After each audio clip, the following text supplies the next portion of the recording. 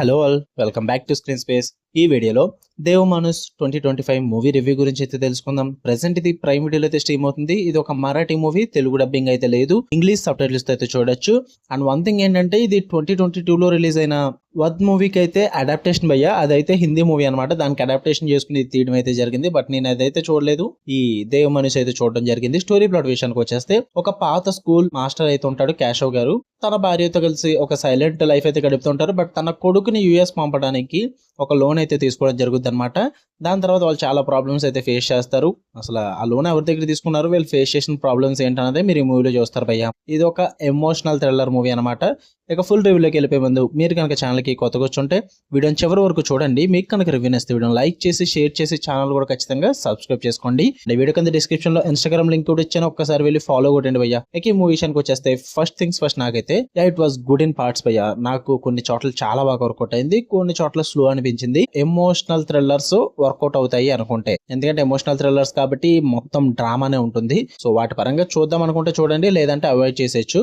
Positives విషయానికి వచ్చేస్తే, మహేష్ మంజ్రేకర్ గారి పర్ఫార్మెన్స్ అయితే సూపర్ గా వర్కౌట్ అయింది. చాలా పవర్ఫుల్ పర్ఫార్మెన్స్ అని చెప్తా. ఎమోషనల్ సీన్స్ లో అయితే చాలా బాగా వర్కౌట్ అయ్యారు. అండ్ కాన్ఫ్లిక్ట్ అంతా కూడా ఎమోషనల్లీ డ్రైవెన్ ఉంటుంది. మెయిన్లీ న్యాయం కోసం చేసే పనులు ఇవన్నీ కూడా కాన్ఫ్లిక్ట్ ని చాలా ఇంట్రెస్టింగ్ గా మారుస్తాయి అనమాట. అవి నేను చెప్తే స్పాయిలర్లు అవుతాయి, సో అందుకే నేను మెన్షన్ చేయట్లేదు.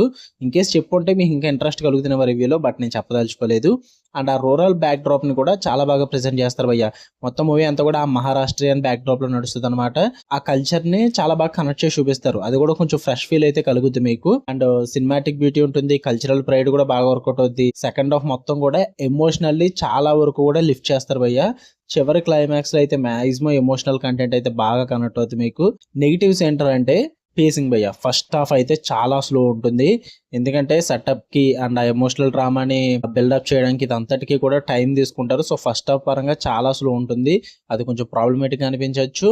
అండ్ మీరు కనుక హిందీ మూవీ వద్ద చూసుంటే కనుక దీనికి అంత ఇంపాక్ట్ ఉండదు భయ్య. సర్ప్రైజెస్ అయితే తగ్గిపోతాయి. సో అది చూడకపోతేనే ఇది చూడండి, లేదంటే ఇంకా అవాయిడ్ చేసేయచ్చు ఒకవేళ చూసుంటే కనుక. మరి చెప్తున్నా, కొన్ని సీన్స్ అయితే సీరియల్ డ్రామాలా ఉంటాయి అనమాట. ఎందుకంటే జస్ట్ ఒక కపుల్, అది కూడా ఓల్డేజ్ కపుల్, వాళ్ళ మధ్య నడుస్తుంటది మూవీ అన్నది. సో ఆ ఎమోషనల్ థ్రిల్లర్ కాన్ఫ్లిక్ట్ అన్నది ప్రెజెంట్ చేసినా సరే గానీ, కొన్ని సీన్స్ మాత్రం సీరియల్ డ్రామాలా ఉంటాయి. సో అవి తట్టుకోగలను అనుకుంటే చూడండి, లేదంటే అవాయిడ్ చేసండి. మరి ఫ్యామిలీతో చూడొచ్చా అంటే చూసేయచ్చు, ప్రాబ్లం ఏం లేదు.